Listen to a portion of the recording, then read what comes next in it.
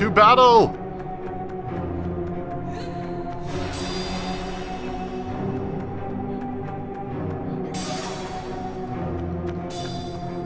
No, my sword.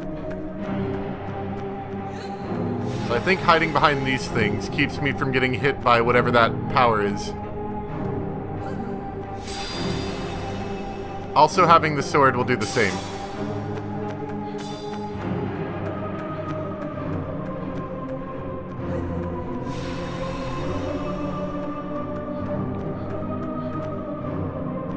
I wonder if there's some kind of puzzle to this.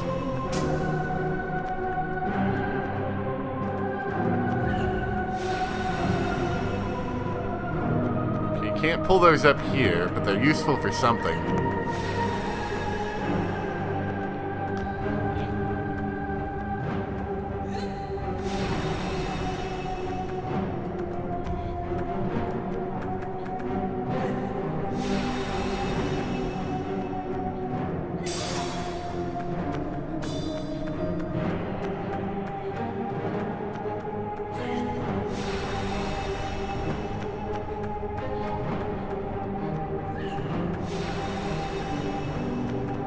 I think I just barely survived that, actually.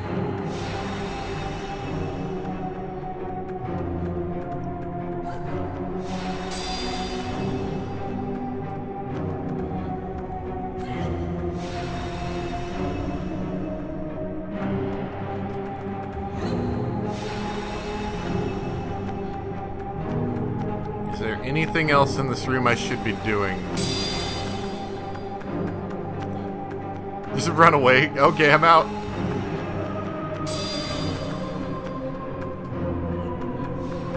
Nope, can't leave.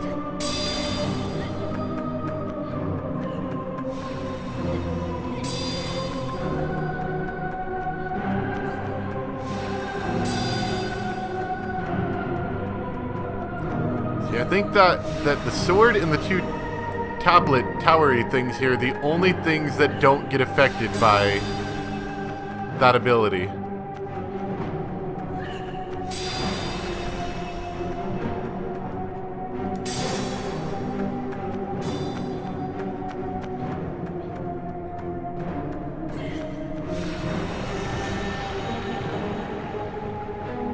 So we want to avoid that. Want to avoid that. That's a pretty brutal thing. I mean, once again, back to the whole idea of there's no health bar in this game.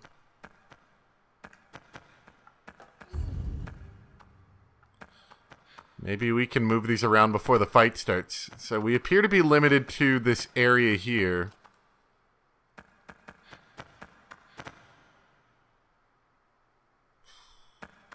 I'm not entirely sure what the point of moving them around is.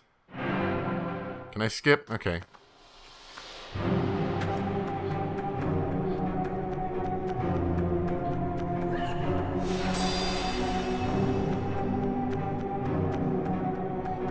Hitting her does appear to cause her shield to go down in power. Is it just we keep damaging her until she loses too much health, maybe?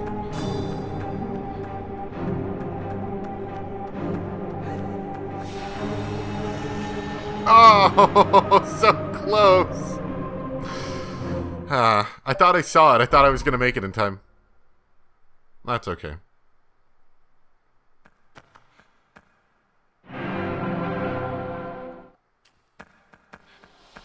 I'm only going to assume that I am doing damage to her when I hit her because I don't see a way to put the tablets on top of this, which is what I thought maybe we were supposed to do. I keep calling them tablets. They're more like statues.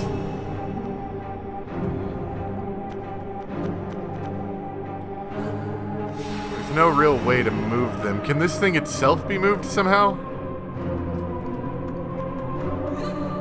I don't think so.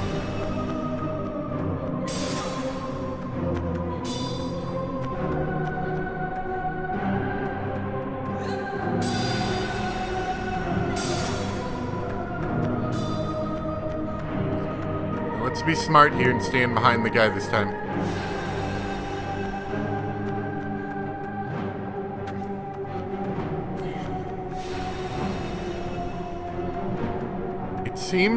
The sword seems to fly out in like kind of predetermined areas. Like if this embeds itself in the wall again, then it is all predetermined. No, you put it in the floor.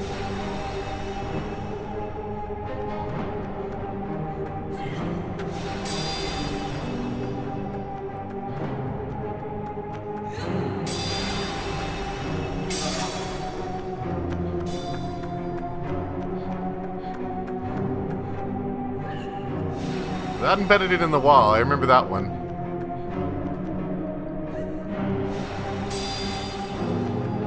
Maybe it is working. I don't know.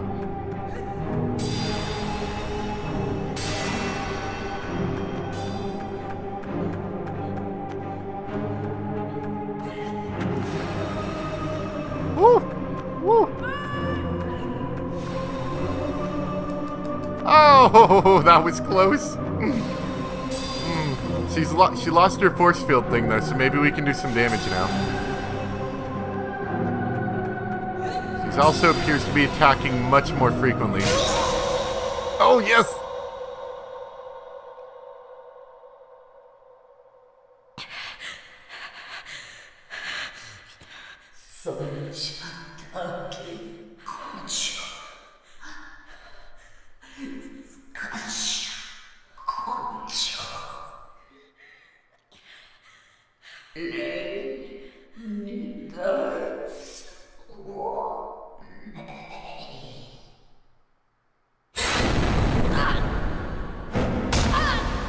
Oh, ow.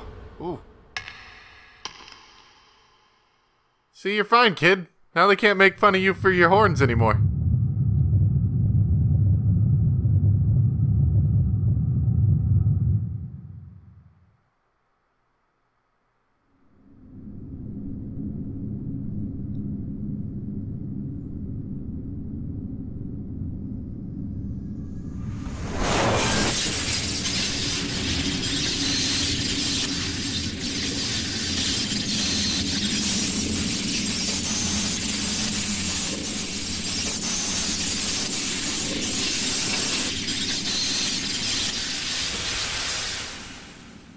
Oh. Uh-oh. I don't know about this. Oh, this is bad.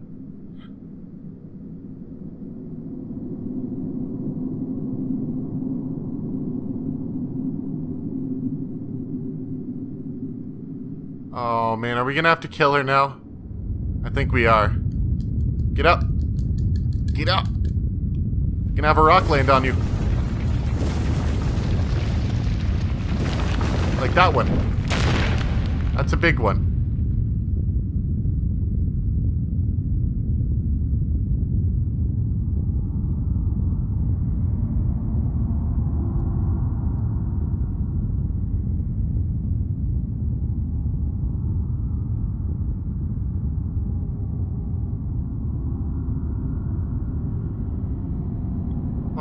Oh, she's helping.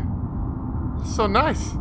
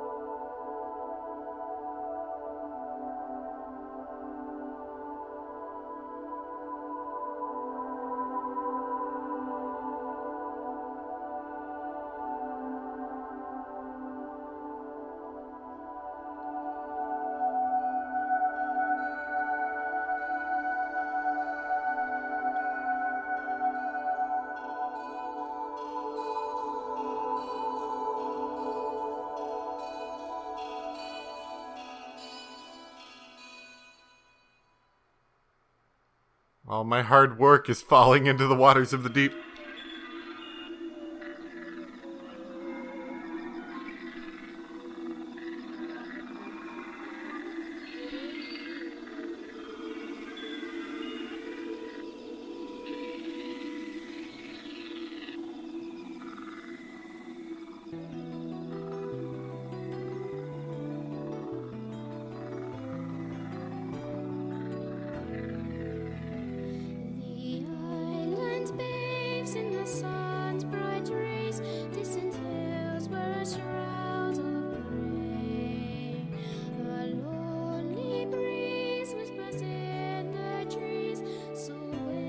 I called it on the boat, did I not? I called it on the boat.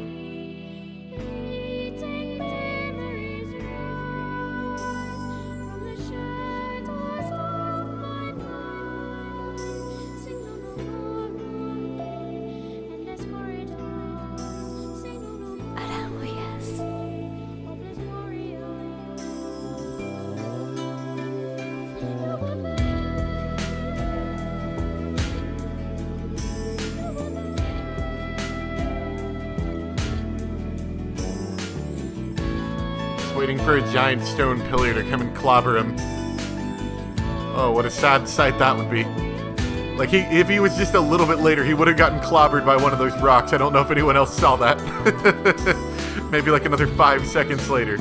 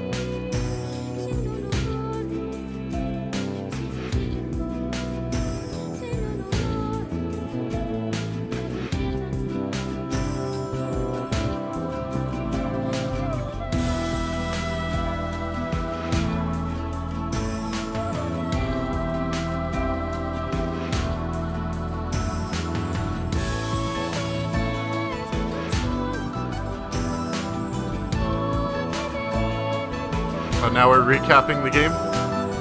Well, credits are rolling, might as well start giving my final thoughts. I'm gonna turn down my headset a little bit so I can think. So, I thought that was an interesting game. It's a very vague thing to say about a game, but I liked it in the sense that I'm glad I played it, but it's not a game I think I'd probably play again. It is very clearly flawed just from its time, I think. Like, it's very much aged badly, I think. And I don't know if it was ever, aged well to begin with, but I will say I think it's aged badly.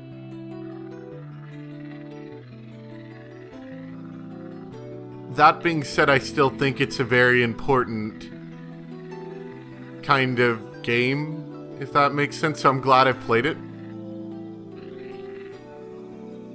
I did find it interesting, unlike a lot of games, that they very, very much didn't give any tutorial whatsoever on anything, which did lead to some annoying moments of me trying to figure out controls. Even by the end of the game, I was still struggling with them somewhat. It also very much took a almost narrative-less game approach, where we had almost no narrative. And the narrative that was there, for the most part, was them not really understanding each other. In fact, the only real narrative we had at all was a character talking to the mom lady, or whoever it was.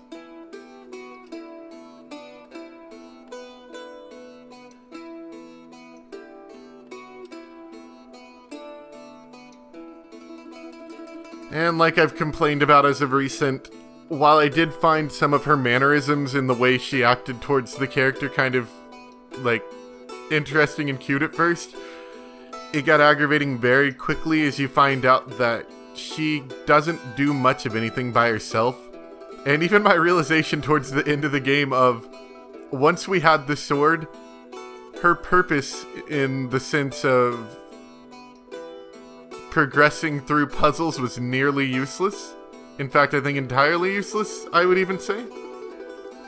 Because you couldn't remotely control her to do anything.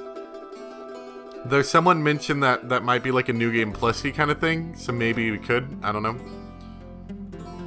I was also told New Game Plus, in very the same way that Nier does it, You get to understand the language that you don't understand. So the girl talking, I guess you'd understand what she's saying.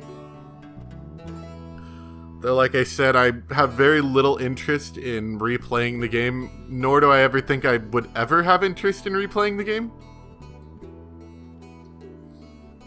And that's mostly just due to the fact that I think it aged poorly. It's also one of those, because it has pretty much no narrative, it feels like there's no real reason for me to ever come back and replay it.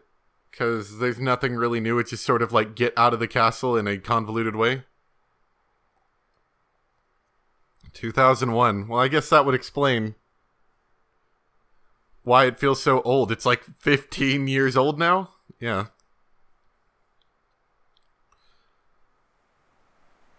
So is there going to be after credits stuff, or is it just leading me back into the menu? Oh, there's some stuff here. I got a few more thoughts. I'll relinquish them to you guys as soon as we finish up.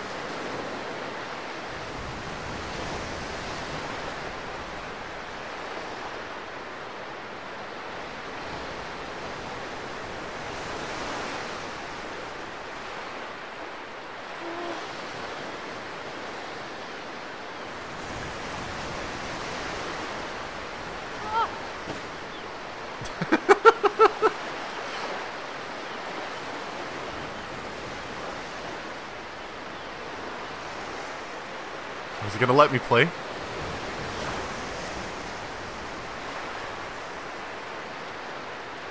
I'm pressing the yell to girl button. And he's not really saying anything. I mean, he looks like he's trying to, but he's not.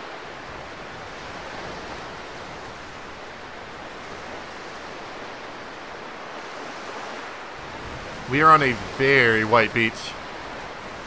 It's like, almost like just like stark white.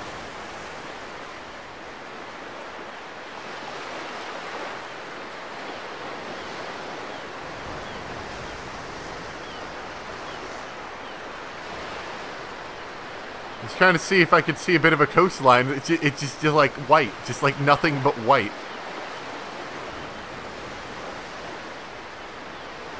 I want to see if, you know, maybe I could see like the remnants of the island out in the distance.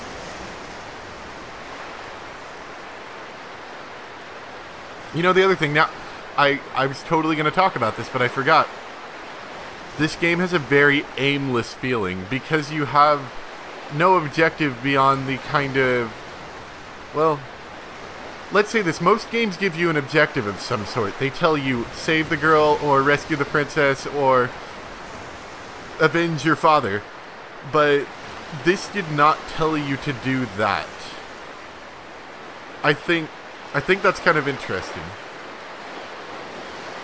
The game put you into an environment where I think you gave yourself the quest to escape, and then once you had the girl, and due to the fact that also the game ends if you don't take her with you and she dies, protect the girl and try to get her out too. Even though the game never gave you those quests, it put you in a situation where you gave yourself those quests. That's kind of interesting, now that I think about it.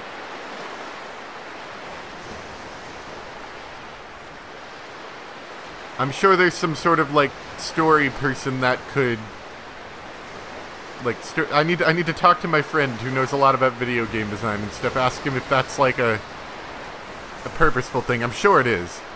Ooh, what's this? Is that you? Did you survive?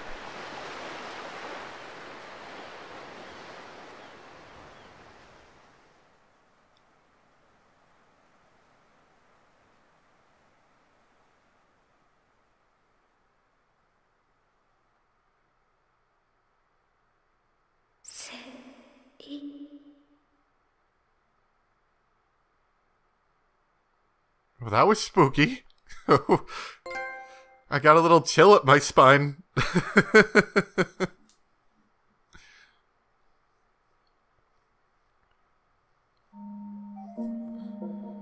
Oh yeah, but back to what I was saying. While that was interesting that they never gave you an objective, but I think they put you in a situation where you gave yourself an objective like that. I will say the game does feel very aimless at times. There are very much points where you're just sitting there wondering, what do I do? You know, where am I going? And your only real recourse is to go everywhere until you figure out where it wants you to go. Now, for the most part, the game is fairly linear-ish. They open up a new pathway when, you know, you've completed an area. So while you might go through an old area, you know, you open up a new pathway.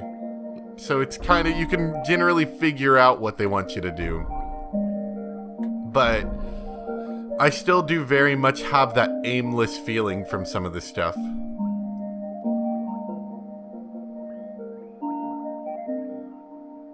We finished the game at 6 hours. Cool. That was less time than the how long to beat time told me it'd take. It told me it'd take like 8 hours. So anyway, now what I'm gonna look into is I'm just gonna look up and see how the games are related. Obviously, there's some very similar feelings between them, but I'm gonna look at how the games are related and if there's any other things. And feel free, if I don't speak about any of this, to let me know. Oh, what's this? Hold on, let's take a look at this first.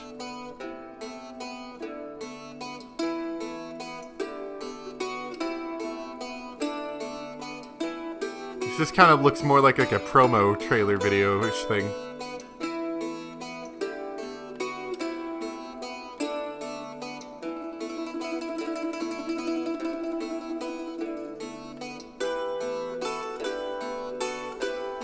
Pre-rendered promo trailer, I should say. It has that kind of disgusting looking interlaced pre-rendered deal to it. Not de-interlaced, I should say interlaced.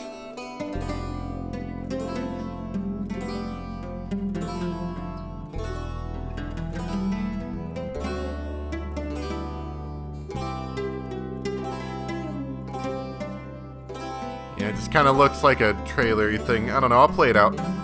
See if anything interesting happens.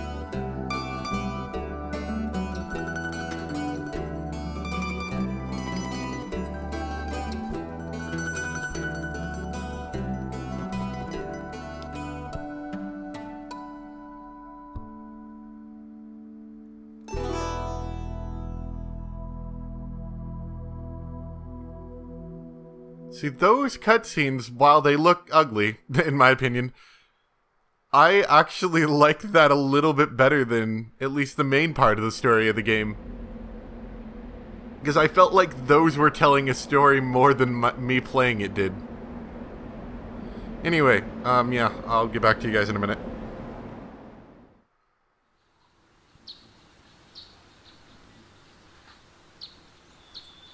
Oh yeah, this was the other video. I never actually saw this one all the way through, but this plays before the beginning of the game started. I was mildly contemplating putting this into the Let's Play earlier, but I never did.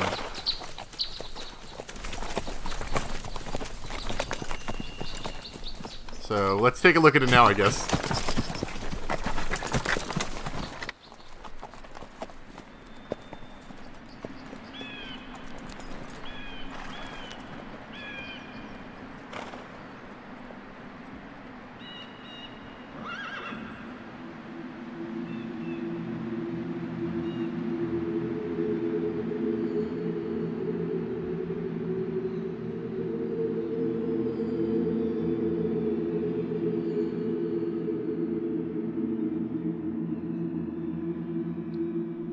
You know, I'm kind of wondering too, like, what's What's this whole castle thing for?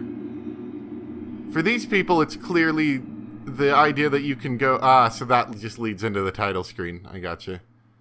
It's that they can go lock up the boy to keep him away because he's like evil or something. But I wonder what the girl and all their deal was. Maybe that gets explained in a second playthrough. Anyway, now I'm gonna go look up the stuff online. So I'm looking at it now. On one of these forum pages, they're saying that Shadow of the Colossus is a prequel to Ico. But they're also saying that apparently the game's creator has gone on record saying he had no idea in mind how they both intertwine, other than stating that they both take place in the same world. I can kind of see the prequel aspect because at the end of the game you end up with this weird baby with horns or something. And I would guess to say that's what this main character is the baby with horns. That's about all I got to work with from this article. Let me see if there's any other cool things. Other people are saying that it's likely there's a great deal of time between the two games. Because that apparently the birth of one of these horned kids is a rare event or something. So all of those containers full of the kids with the horns is like over many, many generations. But other than that, people are also saying that there isn't really any canonical story to this whole thing.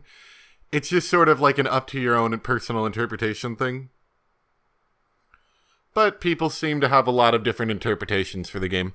I think it's kind of interesting. Like I said, the game is very clunky. Now that I learned it's actually, I think, originally a PS1 game, it actually makes a little bit more sense why the game is as clunky as it is. And it feels like it is. But that being said, I think it's kind of a product of its time, and I still think that it's a pretty interesting game. Though I doubt I would play it again. Though I did really like it towards the end, where it sort of took on that... to my understanding, it looks like you're murdering all the other kids that were locked up in there in previous generations past to proceed, and then... I don't know if Yorda survived that. I don't know if that was the real Yorda at the end. That was very strange. Let me know what you guys think in the comments. I'd actually be very interested in knowing. But with that being said, this is Ico. I'm Mr. 250. I hope you guys enjoyed. Thank you very much for watching. It was a very long series in the sense that I took a lot of breaks between the episodes. But I still enjoyed it greatly. Thank you guys so much for watching, and I will see you next time for whatever we're doing next. Bye!